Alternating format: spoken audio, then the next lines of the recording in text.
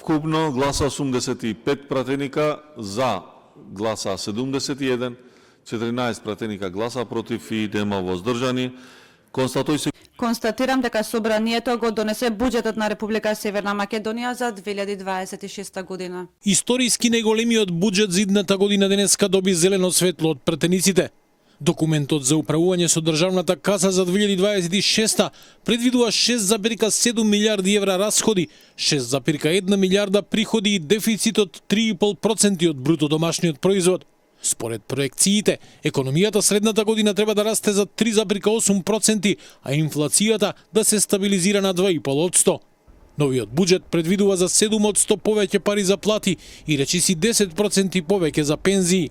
Во исто време се навалуваат капиталните инвестиции, но според власта биле планирани според можностите за реализација. Најголем притисок на буџетот прави еврообврзницата од 700 милиони евра, која доспева средната година, па финансирањето на буџетот повторно ќе се прави со задолжување. За мнозинството, ова е развојен и социјално одговорен буџет.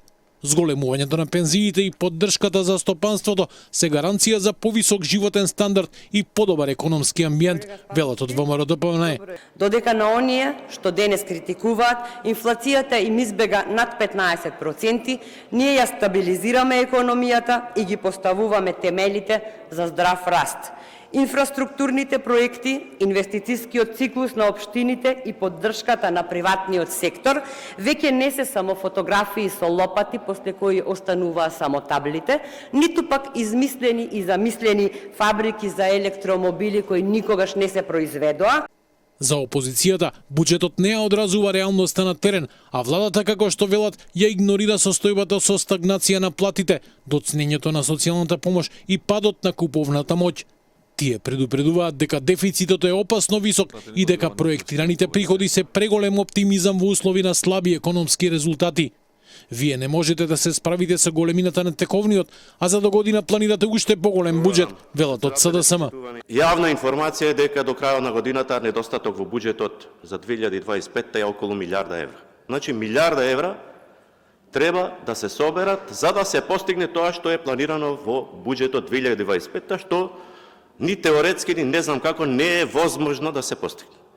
Врз основа на тоа што не може да се постигне од 2025 година за оваа година, тоа што е планирано во буџетот за 2025 година, сега ние планираме плюс приходи од тие што не можат да се постигне.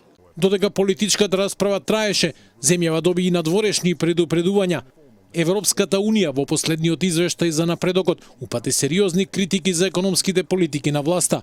Во документот е нотирана недоволна фискална дисциплина, забавеност спроведување на структурните реформи и слабости во управувањето со јавните финансии. Според Брисел, економските резултати на Македонија заостануваат за очекувањата.